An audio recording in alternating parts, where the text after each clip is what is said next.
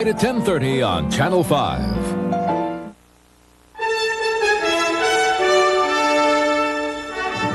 This is the CBS Evening News. Connie Chung reporting. Good evening. President Bush today was compelled to disagree with his defense secretary over whether Mikhail Gorbachev will survive in office in the face of his reform efforts. CBS News White House correspondent Jacqueline Adams has more on the very public difference of opinion. En route to New York to celebrate the 200th anniversary of George Washington's inauguration, President Bush was pressed to clarify his administration's views on the dramatic changes now going on inside the Soviet Union. Yes, he wants Mikhail Gorbachev's reforms to succeed. No, he doesn't agree with his defense secretary, Dick Cheney, who predicted publicly over the weekend that Gorbachev will fail. If I had to guess today, I would guess that he would ultimately fail. That is to say that he will not be able to reform the Soviet economy to turn it into an efficient modern society. The White House chief of staff shrugged off as healthy the public airing of the administration's conflicting views.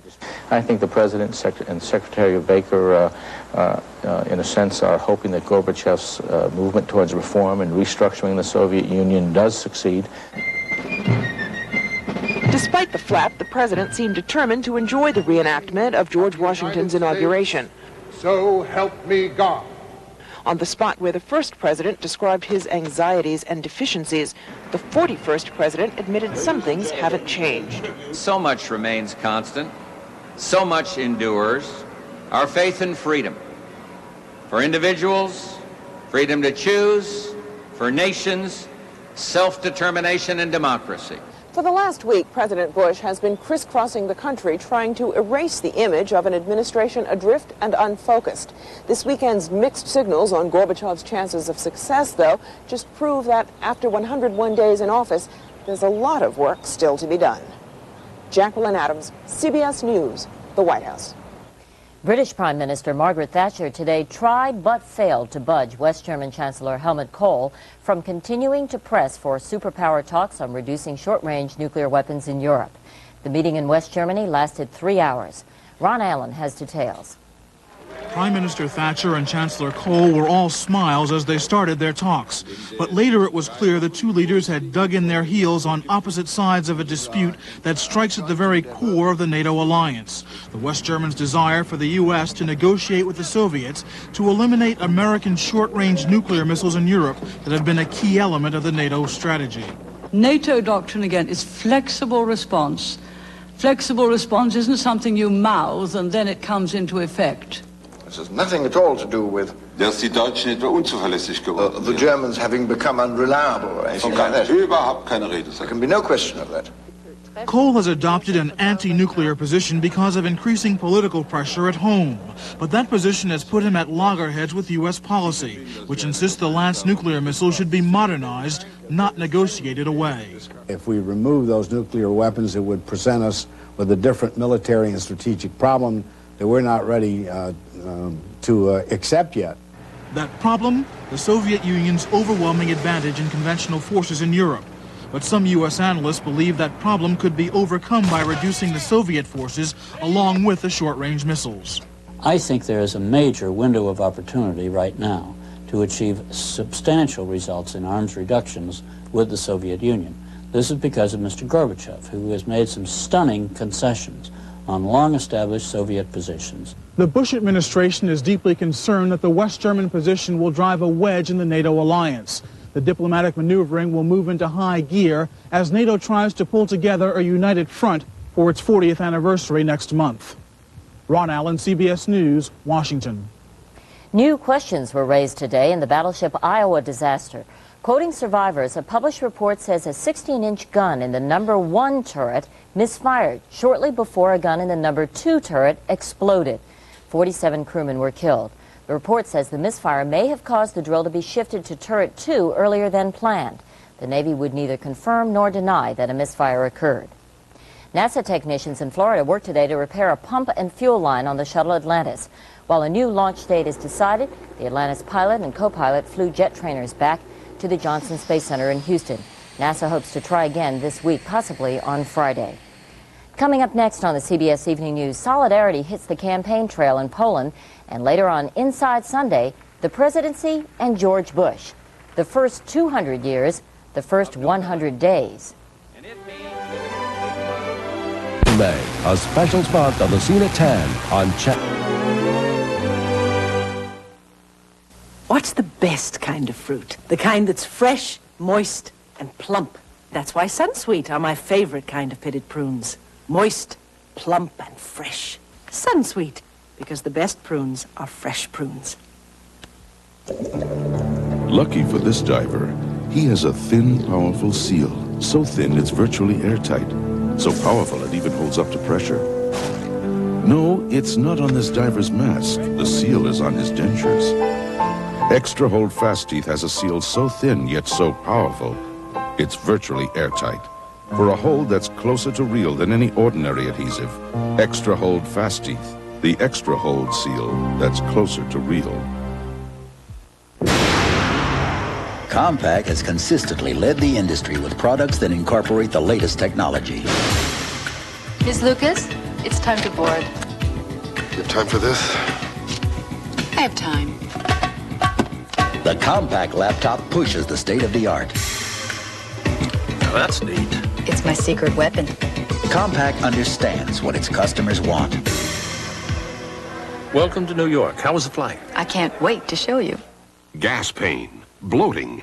Gas-X has the strongest, fastest relief ingredient. Painful gas is like beer bubbles. Add the leading antacid. Add Gas-X. Only Gas-X gets rid of the gas. The strongest, fastest reliever for gas pain and bloating. Gas-X. Poland's now legal Solidarity Union formally launched its campaign today for next month's parliamentary election, the country's first contested vote in more than 40 years. Bert Quint reports. Campaign 89 in Poland.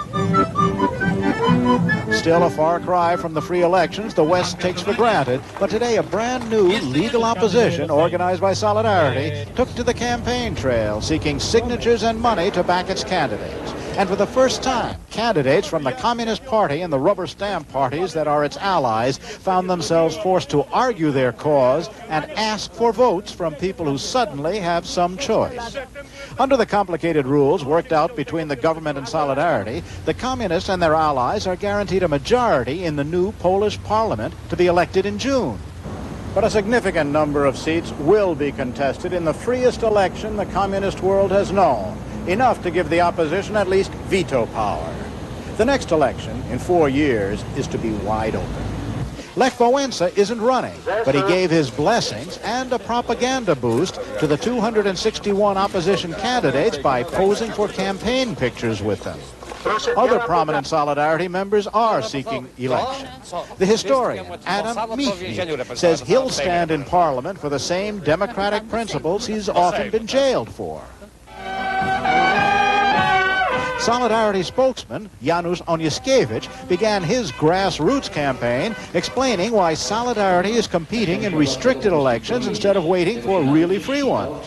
He made it clear he believes the Polish reforms have Moscow's approval and that Poland has to seize the chance for democracy while it can. We don't know, he said, how long Mikhail Gorbachev will last.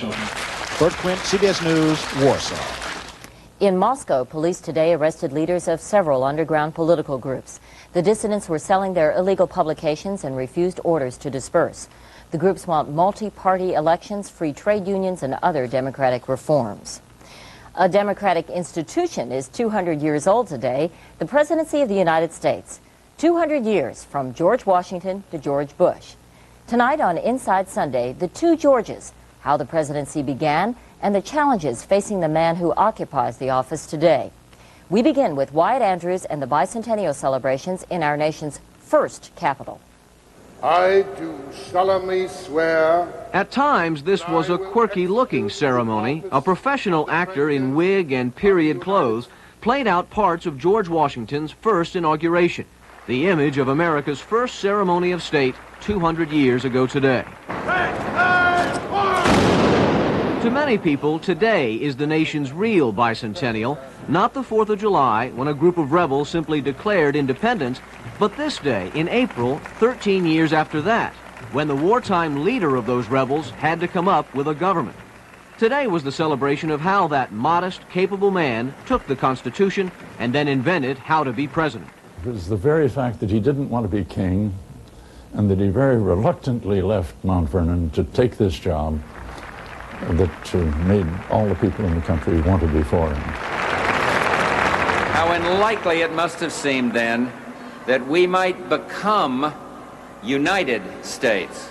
President Bush came to honor Mr. Washington today. George to George, he has called it.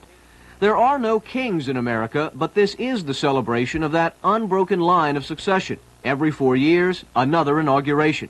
A ceremony Americans take for granted when history shows this to be unique. It's all very smooth. Not every country enjoys that type of stability. It may seem not unusual in the American context. In the context of the world, it's absolutely extraordinary. And in the world of today, they are still discovering the achievement. Students in China demand new forms of democracy. The polls move toward elections. The Soviet Union itself plays at the edges of a freely elected government. This bicentennial celebrates the luxury of being beyond that. In the middle of this celebration of freedom, George Bush, along with the New York police, found themselves unexpectedly put to the test. Demonstrators tried to drown out the president's speech. What about AIDS, they were shouting. Invited guests grew ugly. The police grew nervous. But in America, when the police move in, they move in to protect the demonstrators. In America, when the successor to George Washington is speaking, it's not a crime to shout him down. Wyatt Andrews, CBS News, New York. In a moment, a look at the first 100 days of the 41st president. Inside Sunday continues on the CBS Evening News.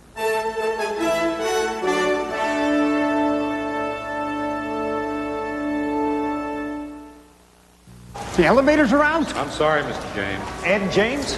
Charlie Barnes, MCI. I'm your 8 o'clock. Well, step into my conference room. One report covers all your offices. Perfect when you open France. France? You're doing homework, huh? AT&T doesn't give me that. I know. Charlie, I take you to my boss now. What? He's on 25. I'll carry you. MCI. We are the better long-distance company. You're on your way. Who would have figured it? I grow up in the city and end up testing products for the farm. Like this one from Dow. We study its effects in the classroom and check the results in the field. It yields more food, more profits for family farmers, and greater groundwater protection. But Dow gave me a grant to find out how to make it work even better. You know, I like being a city kid, working in a cornfield. Dow lets you do great things. Ladies, now you can stop shaving and enjoy beautiful hair-free legs for weeks at a time with the Lady Remington Smooth and Silky Rechargeable Hair Removal System. Its hygienic rotating roller quickly removes hair below the skin. Lady Remington. Where does it hurt? Here. For heartburn and gas, your medical answer is Extra Strength Malox Plus. Its doctor-recommended formula neutralizes more than any leading antacid. Ask your doctor about Extra Strength Malox Plus. George Washington was arguably the most popular president in U.S. history. He was twice the unanimous choice of the Electoral College. While George Bush can't make that claim, on this 101st day of his presidency, he can point to a recent poll that said 6 out of 10 Americans approve of his performance. Almost half say that so far it's been more style than substance. If so, it appears to be paying off. You want me to kiss? Oh, this is my girl. 23-year-old Lori Tesmer lives in Westville, New Jersey with her 4-year-old daughter. She didn't vote for George Bush. Too cold and distant, she said. Hard for her to relate to. But she's warmed up to him. Seeing him with his wife and his family, he just seems like a completely different person than I imagined. He seems more personable and friendly. In McKinley, California, Audrey Wiley's been running the same laundromat for 20 years. She's been a Democrat for longer than that. But this time, she voted for George Bush, and she's not sorry. I think he's doing real great. He looks confident and gives me the impression that he's going to do something. Impressions, feelings. That's what Lori and Audrey talk about when they talk about George Bush. Not what he's done, but what he's like. The warm spin he puts on things. With all these kids and grandkids and stuff, it gives you a warm feeling like back in the old days, like happy days are here again. The man is the message, and that's no accident. He seems to have taken on the major problem that he was identified with during the course of the campaign, and that was a sense that he couldn't relate to the American public and that he wasn't open. To hear Linda and Audrey tell it, not anymore. They like his homespun style. They like his wife. They like him. Mr. Bush has gotten their support, but some say he's gotten it the easy way. High popularity reflects in part that you haven't done anything. Every time you do something, you make someone mad. His supporters say that's not fair. What he's done quietly, using charm and compromise, working out a deal with Congress over aid to the Contras, bailing out the savings and loan institutions, and intervening, although some say too late, in the Alaskan oil spill. But his supporters and his critics know that Mr. Bush's popularity has yet to be tested. This support for the president is wide. It is not deep. He is not charismatic. He is not inspirational. Should conditions change, the public will very quickly become disapproving. That was a good one. But right now, conditions are just fine for Lori. And as long as he doesn't bobble the ball, she feels just fine about George Bush. I'm starting to trust him more than I thought I would. He seems real nice. Yeah, I like him. In the first 100 days of George Washington's presidency, key foreign policy concerns included peace treaties with the Indians. 200 years later, George Bush also faces challenges involving peace and treaties. The stakes now, of course, much higher. As Bill Plant reports, the president has some major decisions to make. In the first days of the new administration, one of any president's weightiest concerns was one of the least talked about: arms control. The U.S. and the Soviet Union, between them, have more than 24,000 nuclear warheads for their long-range strategic weapons. President Reagan and Soviet leader Gorbachev reached an agreement in principle to cut the number of warheads by half, to 6,000 each, and limit each side to 1,600 launchers, rockets, missiles, and bombers.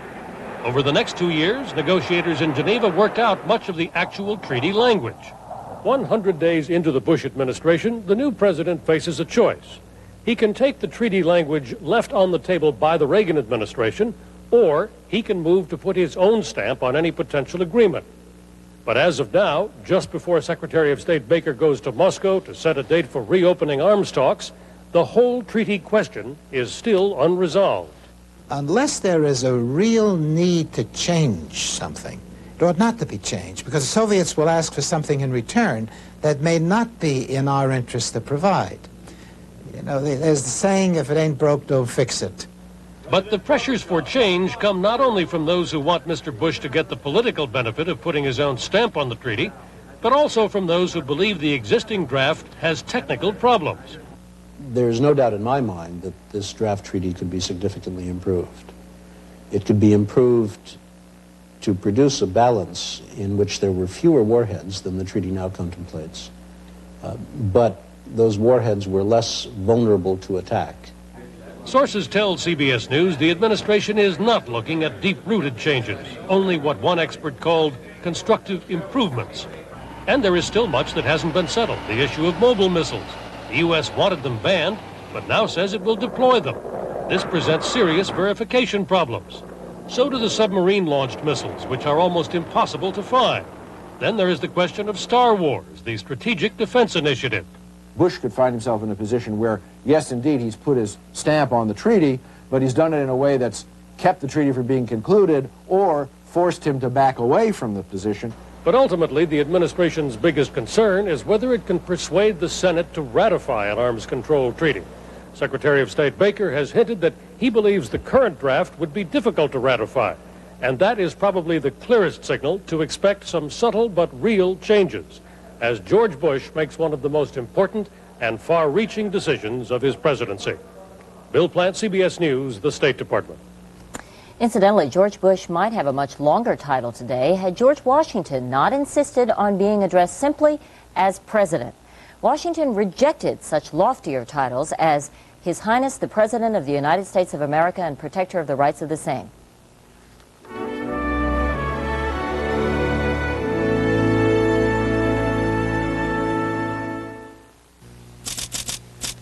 Did Did you know that certain kinds of diet frozen foods get 40, even 50% of their calories from fat? Fat! Eat smarter. The one you can trust is Le Menu Lifestyle. Every serving is under 300 calories, helps you limit sodium, cholesterol, and is low fat. The only thing we didn't touch is the taste. Le Menu Lifestyle. Eat smarter. Trying to close the big sale with dirty dentures? I just soaked them. Soaking's not enough. Dental Cream cleans almost twice as clean as effort into 90 seconds. Cleaner and faster. Brush with Dental Cream or Minty Dental Gel. Time to eat. Hey, if you wear dentures, I'll bet you know what it's like getting food stuck between your dentures and gums. Like this darn seed. Ouch. But Super Polygrip forms a seal so tight it can hold from morning till night. To help keep food out, dentures in. Super Polygrip. This is one of 570 million refund locations for American Express traveler's checks. Now, anywhere you can find a phone, you can get a refund. Hand delivered anywhere you want, virtually anywhere in the world. But remember, this new service comes only from American Express traveler's checks. So if your bank doesn't carry them, go to one that does. Don't leave home without them. In Washington, the wives and husbands of members of Congress are finding themselves under a microscope these days. And it's all because of allegations that Betty Wright, wife of House Speaker Jim Wright, was paid thousands of dollars without working for it. Deborah Potter has more on the dilemma of congressional spouses with careers. As the head of the Fund for Peace, Nina Solar spends a lot of time lobbying Congress on foreign policy issues. Most particularly this morning, obviously, we're going to be talking about the issues in Cambodia. Precisely the kinds of issues that come before her husband, New York Democrat Stephen Solars, a ranking member of the House Foreign Affairs Committee. But the couple insists there is no conflict of interest. I would try to influence my husband, frankly, on the issues which I care deeply about, regardless of my job. I don't always agree, but I very rarely make an important decision without talking to Nina about it first. They used to call it pillow talk, and in years gone by, when most congressional spouses confined themselves to volunteer work, nobody worried about it. But today, about 40% of the spouses hold paying jobs. And in the wake of the Jim Wright affair, there are new questions about how they got where they are and who might benefit. The main thing you have to be aware of is people who, for whatever reason, want to have access through you to the member of Congress. Iowa Republican Jim Leach says he never considered asking his wife not to work. Everybody knows there is a potential problem, and a lot relates to not wanting to deny a spouse a career, but to make sure that that career is appropriate. Leach's wife, Deba, runs an art gallery, helping with the expense of maintaining two households, one in Washington and one back home. And she scoffs at suggestions that clients could try to influence her husband by doing business with her. Well, they can try. They can try. And they can buy. But there's absolutely nothing that's going to influence this particular spouse. Nevertheless, in today's climate, the spotlight is on the spouses, and many of them resent it. I suppose we look at people in public life now with such a magnifying glass and through such a lens that I don't know where this is going to end. Members of Congress already have to disclose what their spouses do for a living, and some say that's all the public really needs to know. We obviously have an obligation to our constituents and to the country, but we also have an obligation to our spouses who suffer enough as a consequence of our involvements in public life. Some congressional spouses say the new scrutiny verges on hysteria, and they hope that it blows over before it begins to jeopardize their careers. Deborah Potter, CBS News on Capitol Hill. And that's our news. Dan Rather will be here tomorrow. And later tonight, Bill Plant with the CBS Sunday Night News. I'm Connie Chung in New York. I'll see you again next Sunday night. Thank you for joining us, and for all of us at CBS News, good night.